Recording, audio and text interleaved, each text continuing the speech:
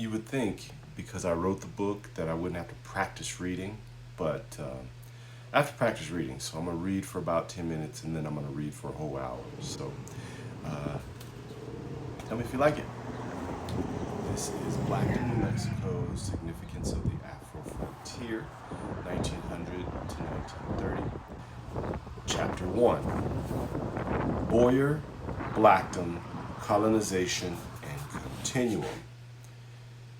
If there was one person whose life encapsulated Blackdomite society and the Afro frontier, it was Francis Frank Marion Boyer, the quintessential archetype of black military, ministers, and Freemasons.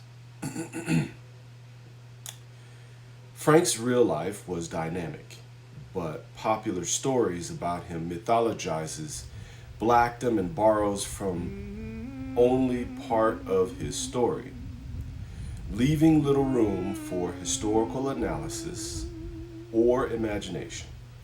Frank was often introduced as the A leader small town once of lived Blackdom, here, New Mexico. in the wide open In spaces of this opportunity. study, Frank was It was a modest town recognized in the as one plains of many of New leaders Mexico in territory. Blackdomite society who were trained thinkers and doers. In the 1890s, Frank first entered Mexico's northern frontier as part of the 24th Infantry Buffalo Soldiers. His unit functioned as border patrol. Black military personnel had authority and tremendous autonomy in the borderlands. Buffalo soldiers were a vital element in the U.S. exploitation of indigenous peoples and enforced the annexation of their lands. After Frank's military service ended in the early 1890s, he returned to Georgia where he attended Atlanta Baptist College, Morehouse College today, and trained as a minister. He was an active member of his local Prince Hall Freemason Lodge before returning to the borderlands. In the Pecos River Valley, Frank executed his Afrotopic plans. Myth making has a place, but Frank's real life helps reveal intersections that invited black migrants to conceive of Afrotopia with him. At the turn of the 20th century, some black institutions grew into multi-million-dollar enterprises.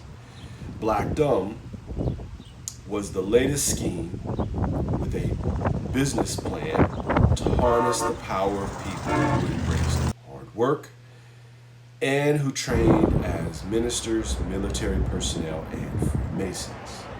Anomalous as building a town in desert prairie seemed, Blackdom was the only incorporated all black town in the territory of New Mexico, which became a state in 1912 during Blackdom's revival.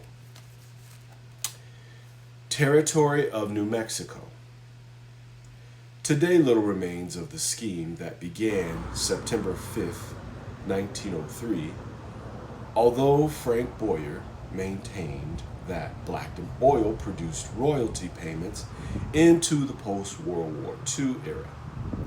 The Blackdom scheme was led by Minister Francis Marion Boyer, President, Reverend Isaac W. Jones, Vice President, Professor Daniel G. Keyes, Secretary, and Burrell Dickerson, Treasurer, along with 9 other black men, although signed Blackdom Townsite Company's Articles of Incorporation.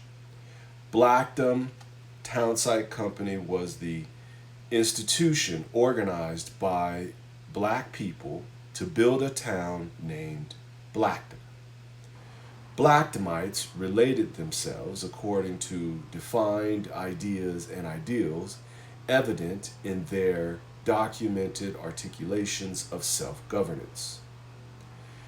Rightly, many authors focus attention on Blackdom's co-founder, the first president, Frank Boyer. Important to the study, however, we focus on where black migrants engaged Frank to better understand Blackdom as more than a place that came and went. Blackdom was a proof of concept for ambitious, intentional, intellectual black folks who nurtured frontier sovereignty. For example, predictably, Isaac was a minister, and like Frank, he approached life with a messianic zeal. Isaac was the first in the company to homestead for Blackdom in the spring of 1903. In Chavez County, Blackdom became a real place when Frank completed a 40-acre homestead patent for Township 13, Section 13 South, Range 24 East Aliquots, Northeast 1/4, Southeast 1/4, Sections 26, on July 10, 1914. The town square was located about 5 miles on a direct route west of Dexter train station. Artesia was 20 miles south and Roswell was 20 miles north, both towns of which were linked by Highway 285. All the divisions into villages, towns, and cities in Chavez County were originally Mescalero Apache Reservation land. This study begins on biblically dry silt and sand, where black folks employed colonizer freedoms in pursuit of frontier sovereignty. History and folklore about the impact of major, minor U.S. slave institutions often overshadow the perpetual story of ambitious, diasporic African descendants. This excavation of black migration, colonization, ascribes meaning to patterns consistent in black folks' striving and includes slavery as one of the many conditions under American blackness. Current propagation of America's grand narratives precludes a popular acknowledgement of black bodies in the Spanish borderlands as significant. Specifically, the grand narrative of New Mexico promotes a tricultural narrative, indigenous, Spanish, and white narratives that subsequently prosecutes an exclusionary argument. Moreover, black warriors have always been essential characters in Afrocentric grand narratives. During the U.S. annexation of Mexico. So that's my time limit. 8 minutes. What is it? 8 minutes in. Okay. All right. So I have to focus after 8 minutes, I guess. Okay. Let me start that section over. Moreover, black warriors have always been essential characters in Afrocentric grand narratives.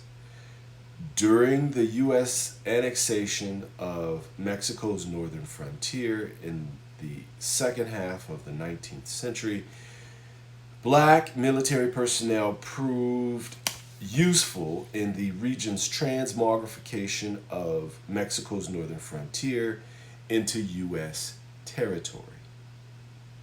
I'm going to stop there, take a break, and then start all over. Thank you.